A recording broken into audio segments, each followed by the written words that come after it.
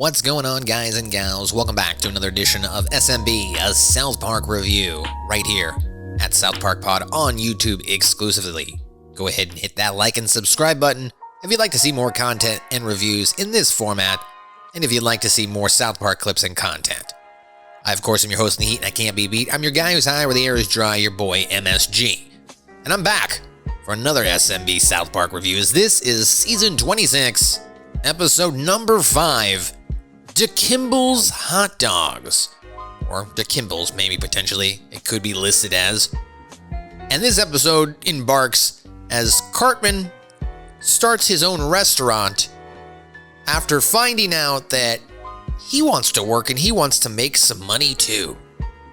So this episode starts out with Stan, Kyle, Cartman, and Kenny. They're playing basketball. Seems to be one of their typical settings this season. Butters appears and tells them that he got a job, and as we saw in the trailer, Cartman did lament about wanting a job himself. Kyle chimes in that he doesn't believe he would last 4 hours at a job. Why did he get to have a job? I want a job.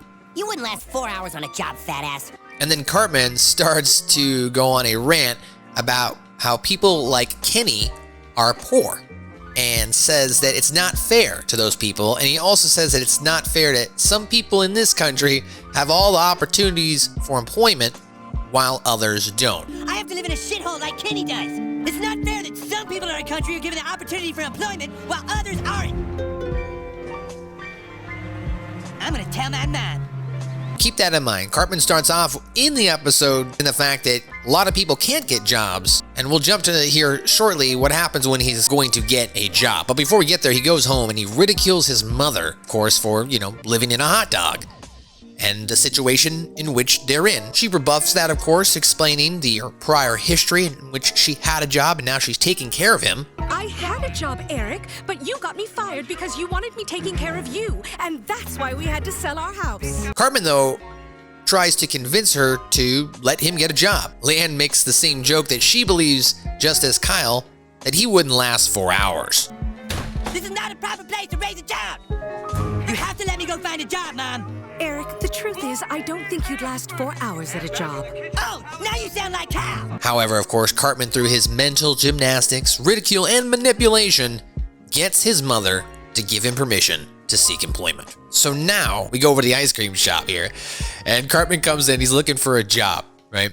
Butters is sitting there working. Butters tries to explain, well, I wasn't necessarily saying I can get you a job. I was saying this is my job, right? And then the owner appears. Now, Cartman is all kind of dressed up, right? He's got his nice shirt, pants on. He's got a nice jacket. He's holding a resume, and he tells the owner that he's here for a job as he's got permission from his mother. And the owner, of course, notes, well, we do need help. And he looks over at Butters and says, well, can you vouch for him? And it's at this point Butters stalls, and he really thinks for a moment if he wants to be the source of reference of employment for Eric Cartman. Based on that personal history alone, it's, rational to think that Butters would be hesitant. However, in typical good-natured fashion, the good-natured heart that Butters has, he obliges with, just a simple word. He says, okay. Butters, can you vouch for him? Is he trustworthy and reliable?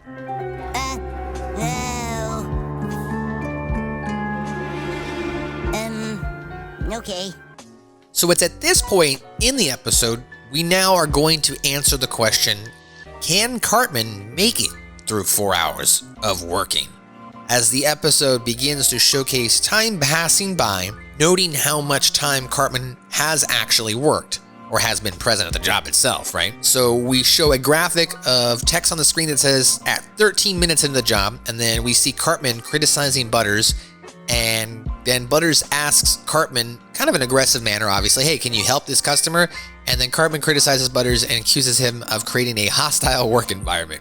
We now go 37 minutes into the job. Cartman is shown sitting on his phone, eating ice cream, right? And he's like talking on his phone to someone bragging about his new job. This is all while the middle of a rush is going on, i.e. a number of customers have all appeared at once.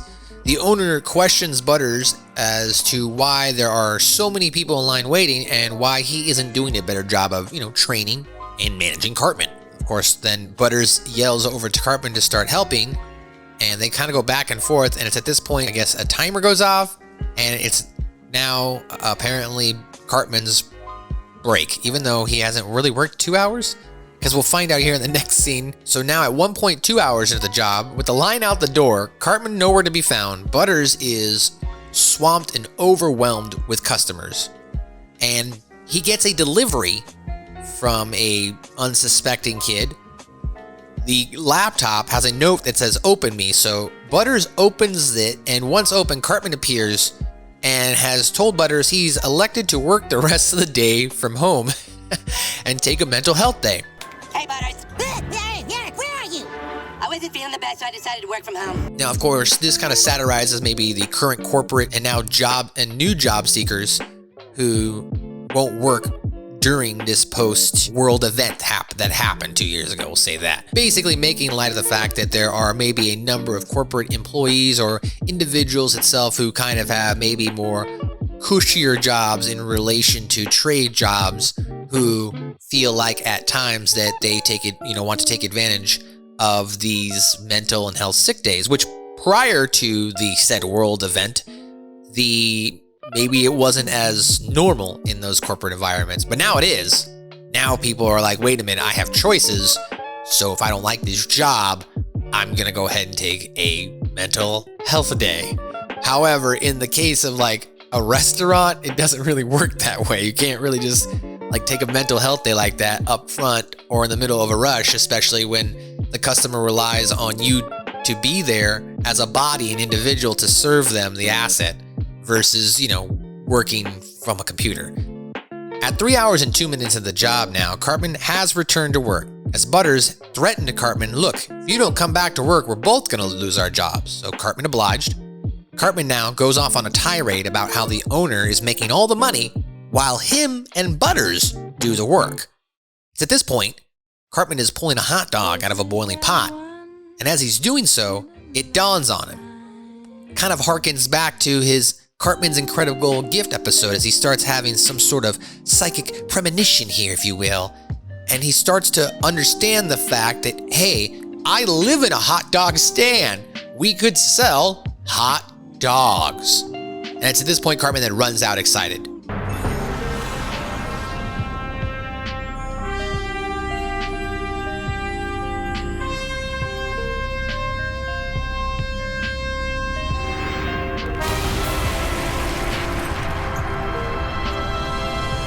So Cartman now immediately runs and tells Kenny that we should start our own restaurant and convinces him to join in.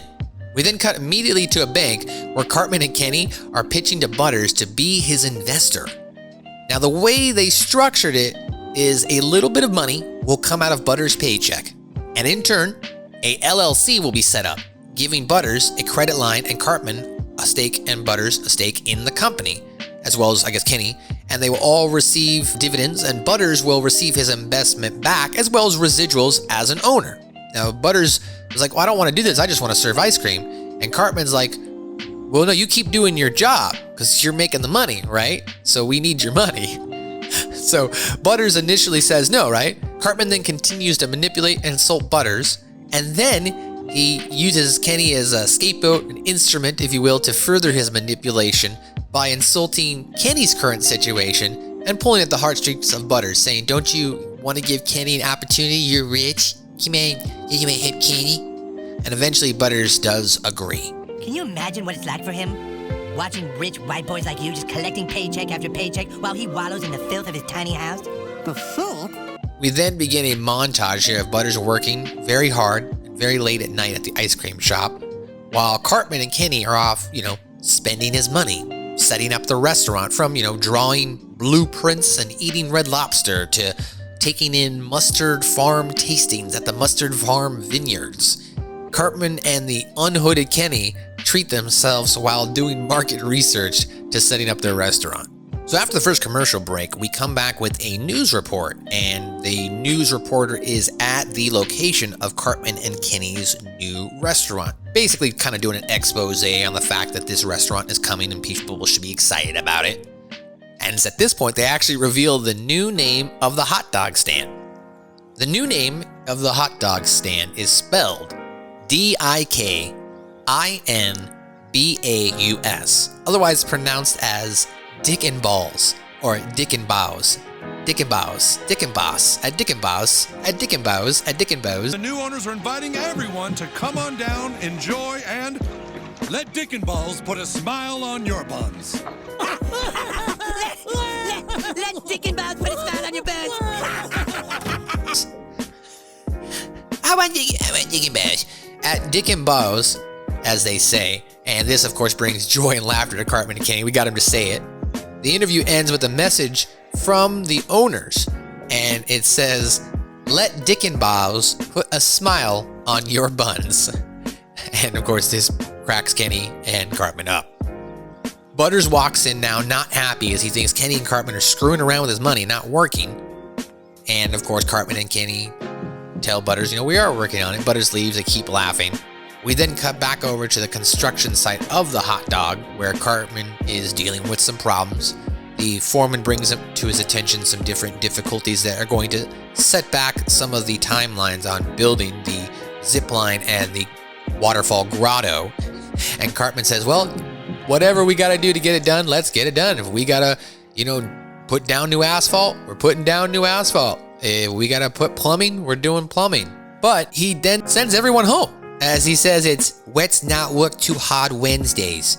So everyone leaves. All right, everyone, it's looking good, but we have a ways to go. I don't know about you, but I am exhausted. I think we should just all take the rest of the day off because it is Let's Not Work Too Hard Wednesdays.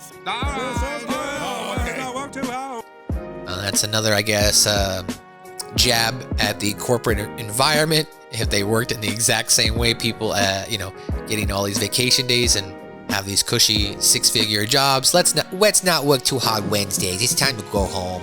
So everyone leaves. Now back at Butters' home, he comes home after a long day of work, and his parents are waiting for him. We see both Linda and Steven Stotch on the couch. Linda is crying. Steven looks angry. Steven accuses Butters of lying about working as he says, "I have your bank statement here," and he shows it to him, and there's no money in the account. Of course, Butters is shocked. What do you mean there's no money in my account? Steven accuses him of lying and using work as an excuse to get out of being at home so he can go down to the local glory hole. He then describes Butters being strapped down while taking any load he can find on Adult Friend Finder. And while your family thinks you're at your job, you're actually strapped face down on a bed at the Brighton Motel, taking any load you can find on Adult Friend Finder. He says he can't take the lies, so now he's going to the office to get some work done. So one would have to question, was Steven really mad at Butters for working so hard? Or did he concoct this whole story so he could go out and commit infidelity at the glory hole? Following this, now back at Cartman's new home fun playland, aka DIkNBaus, Butters calls him and is upset that Cartman took out all of his money without his permission. They're yelling back and forth, and Cartman trying to explain to him, look, you told us you wanted to push the opening along further, and that's what we had to do. And so he, took some more money out. Cartman at one point even tells him, hold on one second. You think I'm doing this for fun, Butters? Hold on one second, as he slides down the slide, and goes, wee! This conversation, though, concludes with Cartman saying, fine, he's going to hire some people tomorrow, and they'll open in the afternoon. Well, the next day comes, and Cartman and Kenny are outside with a bunch of help wanted signs to help try and recruit some new employees. They're all sitting there at their table waiting to give us some interviews. Cartman sees a teenager scooting by, tries to offer him a job. The teen says no. Cartman, then now being on the other side of the coin, being the restaurant owner, he cries out on how this generation is lazy and got all comfy-wumpy due to the worldwide event. It's at this point, though, one of the cult classic South Park characters returns. Daryl Weathers, aka the "it took my job" guy. He shows up and he explains that he got his job taken away from him multiple times. It took my job, and all I really want is a job. So Cartman, of course, says, yeah, okay. So Cartman offers it to him. And then after Cartman offers him the job, Daryl then says, okay, but can I work from home? And Cartman says, no, you can't work from home. This is a hot dog stand. And then Daryl says, okay, well, then I'm going to need mental health days to deal with the toxic work environment. And Cartman says, what's wrong with people? Where do they get this stuff? And then he rescinds the job offer. So now Daryl does not have a job. And then Daryl says, you taking my job? It took my job. He gets in his truck. He starts driving off. And as he's driving off, you hear voices off screen in typical South Park fashion, echoing Daryl's sentiment. I took your job. I took your job. You're gonna take my job? They took my job. Took my job. We come back from our final commercial break and we see Cartman and Kenny have hired some employees, that being Clyde, Scott Malkinson, and a baby, maybe a toddler named Miss Anderson is what we know. However, these are the lowest of the low according to Cartman as he's onboarding them. But Kenny is working at home. He's taking a mental health day, so Cartman shows him on screen on the laptop. This prompts Clyde to ask when he gets his mental health days. And Cartman's like, okay, well, when do you want your mental health day, Clyde? And Clyde's like, well, I don't know. I don't know when I'm going to need one. Cartman then starts yelling about the benefits of mental health days. He then argues that you don't hear Mrs. Anderson, this baby toddler, complaining about her time off, to which we find out that the baby toddler has been finger painting this whole time, holds up a sign and reveals that she doesn't work on No Thinky Thursdays. I don't work on No Thinky Thursdays. Oh, that's it. Cartman, now fed up, says, you know what?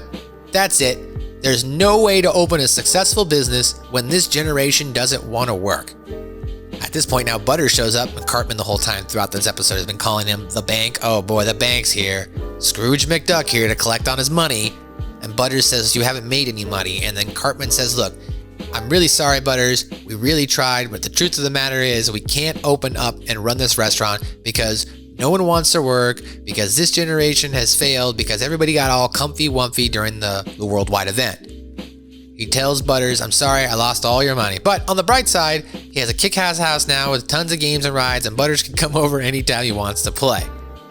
This, of course, infuriates Butters, right? After all that hard work, late night sacrifice he's been putting in to be a quote-unquote investor in this restaurant, and now it's not even opening. Well, Butters, being the hard worker that he is, decides to take matters into his own hands. And he opens up the hot dog stand, rings the bell, and he starts slinging them wieners.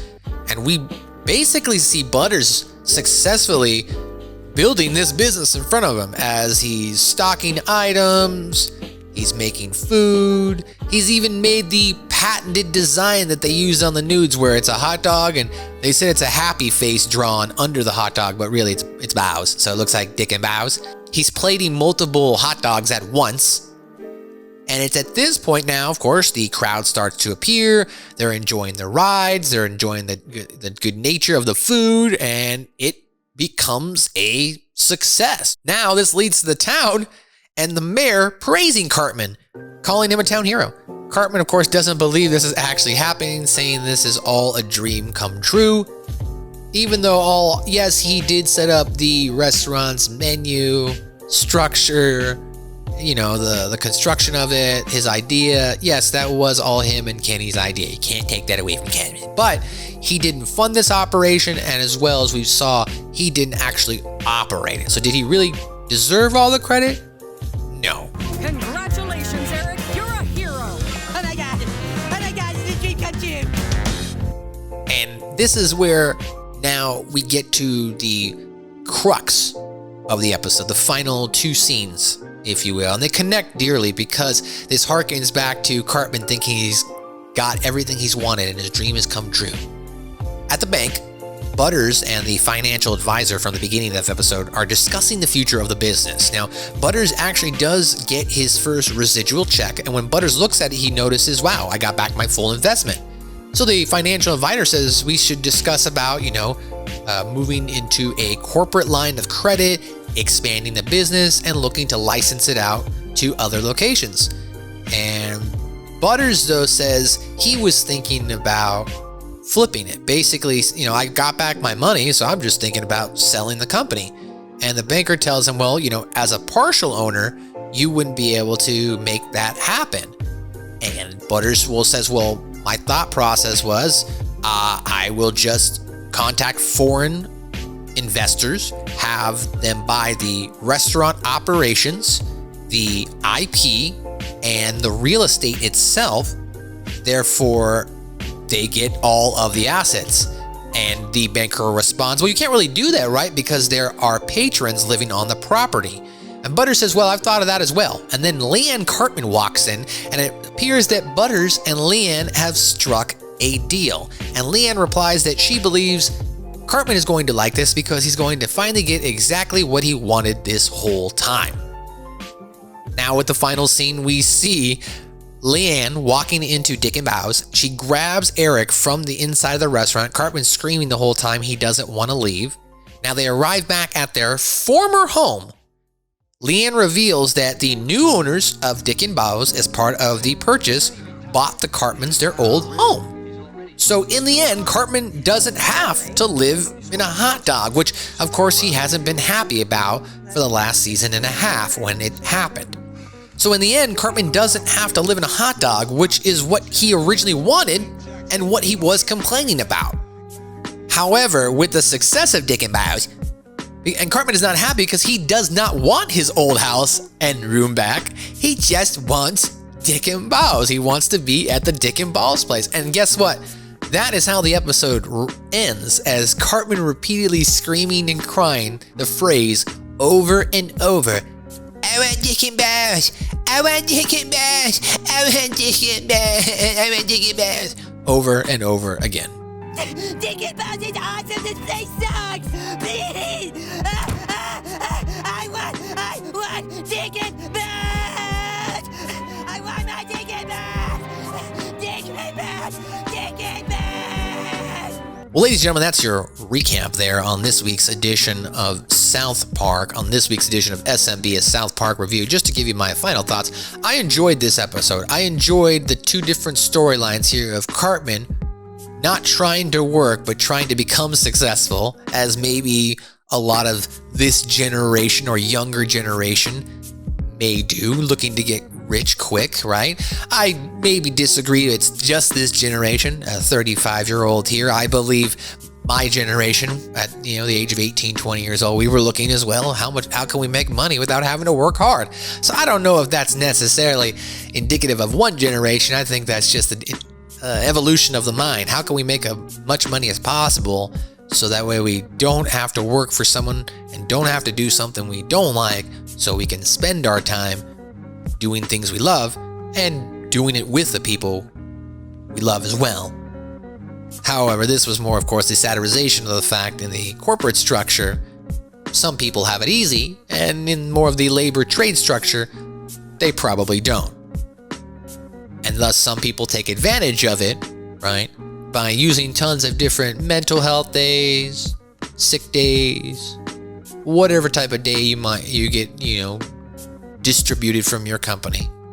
And as a result, maybe don't work as hard as others. Maybe this episode is also loosely exaggerated or based on Matt Stone and Trey Parker's current operation as the owners of Casa Bonita. They're set to open the brand new restaurant later this year in May.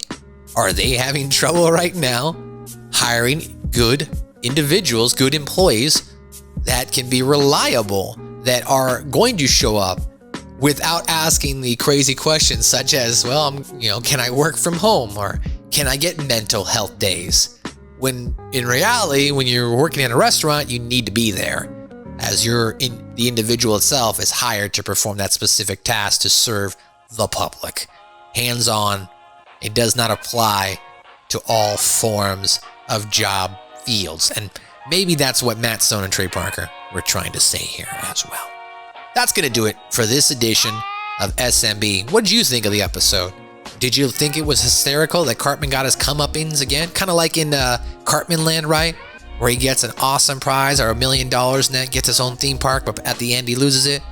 In this case, Cartman got his own awesome restaurant, and in the end, he lost it. Did you like how Cartman got that hallucination that was similar to his hallucination in Cartman's Incredible Gift, but this time it It was about hot dogs? What'd you think of the episode? We got to see an unhooded Kenny. That was pretty cool. Drop your comments below, hit that like and subscribe button, and let me know what you think. And if you want to see more South Park content like this, or you like this short form content more, again, drop your comment, send us an email, linktr.ee/SouthParkPod. You can check out all of our links there for all of our social media sites, or just type in South Park Pod. South Park Pods with an S on Twitter, and South Park Podcast on Instagram.